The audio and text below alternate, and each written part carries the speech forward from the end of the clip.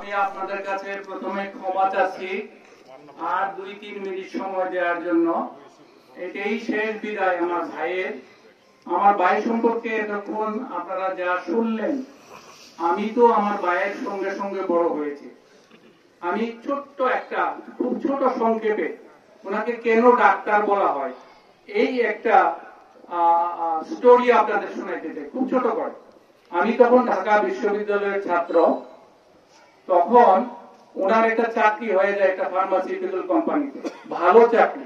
আমি সবেমাত্র বিশ্ববিদ্যালয়ে ভর্তি হয়েছি। তো আমরা ভাই বোনেরা সবাই ছোট ছোট।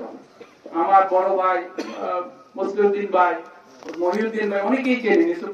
মহিউদ্দিন ভাইয়ের প্রীতি কর্ম সম্পর্কে অনেক বলেছিলেন ওনার জানাজার মধ্যে। তারপরে আমার ইয়াকুব ভাই, মোবারক ভাই, এরকম মাত্র তখন চাকরি করতেন 2-3 জন। ওই যে ইয়া ভাই, মহিউদ্দিন ভাই, বড় ভাই আর ইয়া ছোট ভাই। তো আমার আম্মা বললেন যে তোমার চাকরিতে যাবা, তোমার ছোট ছোট ভাই বোন এখানে আছে, তুমি অন্য কিছু করতে পারবা কিনা। তখন পত্রিকায় একটা অ্যাডভার্টাইজমেন্ট উঠে যেখানে বলা হয় রাজশাহী মেডিকেল কলেজে ফার্মাকোলজিতে সার্টিফিকেশন কোর্স হবে। আমি আমার ভাইকে চিঠির মাধ্যমে বলছি যেটা করতে পারেন, তাইলে আপনি গ্রামে থাকতে পারবেন। তিনি সেখান থেকে ইয়েতে গেলেন, গুলিস্তানের পাশে যে কি বাস স্ট্যান্ড ছিল, এখন এরকম না, ফুলবাড়িয়া, সেখান থেকে ওনাকে বাসে উঠিয়ে দিলাম। এটা কয় মাসের করছিল, 6 মাস না এরকম। হ্যাঁ, তো এত তারিখে আবার আসতে হবে, সেই তারিখে যেই বাসের, তখন তো মোবাইল ছিল না, সেই হিসাবে আমার ভাই ফার্মাকোলজিস্ট বলতে পারেন বা যে কোনো কিছুই বলতে পারেন। যারা আমার ভাই সম্পর্কে এতগুলো কথা বলেছেন, আমি এগুলো বিরক্ত করছি না, আমি বক্তব্য শেষ করে দিচ্ছি। আমি শুধু বলতে চাই, আজকে এই দিনে বিশ্বে মুসলিম উম্মার যত মুসলমান ইন্তেকাল করেছেন, ইন্না লিল্লাহি ওয়া ইন্না ইলাইহি রাজিউন, আমরাই সকলেই ওনার পথ অনুসরণ করব।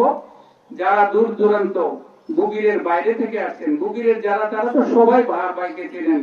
আমার এই ভাইয়েরা যারা বক্তব্য রাখলেন, জসিমউদ্দিন হাসান, যারা এখানে আছে, যারা কথাগুলি বললেন, আমার ভাই বোনেরা, আমাদেরকে আলহামদুলিল্লাহ আমার আব্বা কসবা স্কুলের হেডমাস্টার ছিলেন।